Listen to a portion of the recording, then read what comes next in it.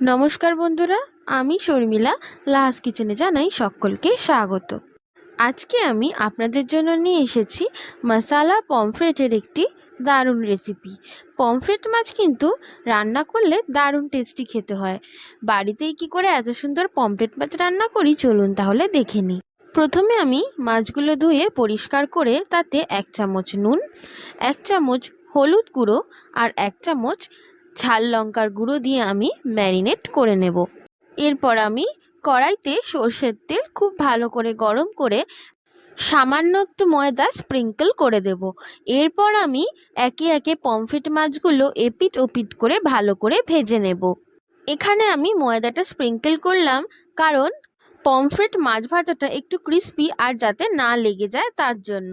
এরপর আমি ওই মাছ ভাজার তেলে একটা বড় সাইজের পেঁয়াজ আর একটা মিডিয়াম সাইজের টমেটো দিয়ে লাল লাল করে ফ্রাই করে নেব। এই সময় আমি দিয়ে দেব একটা গোটা কাঁচা লঙ্কা আর 11 গ্রাম আদা আর 11 গ্রাম রসুনের পেস্ট। পেঁয়াজ আর আদা রসুনের কাঁচা গন্ধটা চলে যাওয়ার পর আমি দিয়ে দেব বড় চামচের 1 চামচ ধনের গুঁড়ো, বড় চামচের 1 চামচ জিরের গুঁড়ো, হলুদ গুঁড়ো, কাশ্মীরি লাল লঙ্কার গুঁড়ো আর ঝাল লঙ্কার গুঁড়ো দিয়ে সব মশলাগুলো আমি খুব ভালো করে কষিয়ে নেব। মশলাগুলো কষিয়ে এলে সেই মুহূর্তে দিয়ে দেবো আমি পরিমাণ মতো নুন। যেহেতু পমফ্রেট মাছ নুন থাকে সেই জন্য কিন্তু আমি নুনের পরিমাণটা এখানে একটু কমই ব্যবহার করেছি।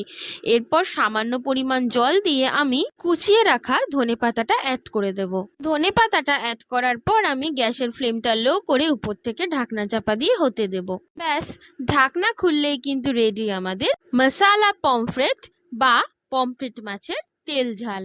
আমি আগেই কিন্তু বলছি পমফ্রেট মাছ যেহেতু সামুদ্রিক মাছ সেই জন্য কিন্তু এই মাছে একটু নুনটা কমই লাগে। আপনারা কিন্তু আপনাদের পরিমাণ মতো রান্নায় নুনটা ব্যবহার করবেন। এরকম পমফ্রেট মাছের সাথে গরম ভাত হলে কিন্তু আর কোনো কিচ্ছু খেতে লাগবে না।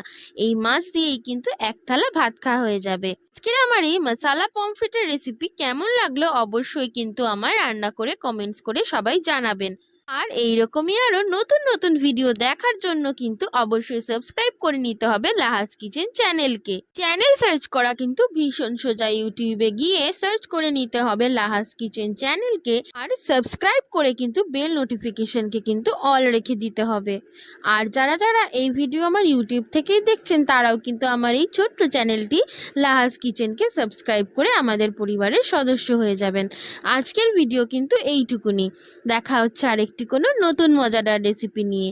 তাই সবাই কিন্তু খুব ভালো থাকবেন, সুস্থ থাকবেন। আজকে আমি আসি, টাটা।